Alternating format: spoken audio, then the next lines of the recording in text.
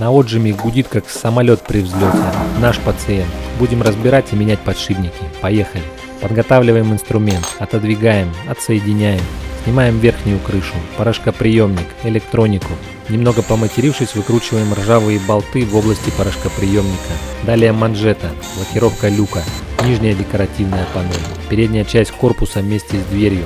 Еще раз поматерились очередным ржавым болтам. Отсоединяем патрубки, порошкоприемник, стопорное кольцо манжеты, проводка тена, сливной патрубок, шланг прессостата, грузы нижние и верхние, клемная колодка мотора, амортизаторы, 4 верхние пружины и вытаскиваем бак. Вот в таком неприличном виде оставляем стиралку клиенту. Не забываем скинуть с бака мотор и амортизаторы, чтобы лишний раз не перегружать свою задницу и не тащить с собой того, чего не нужно. И валим по-быстрому в мастерскую. Подпишитесь, продолжение следует.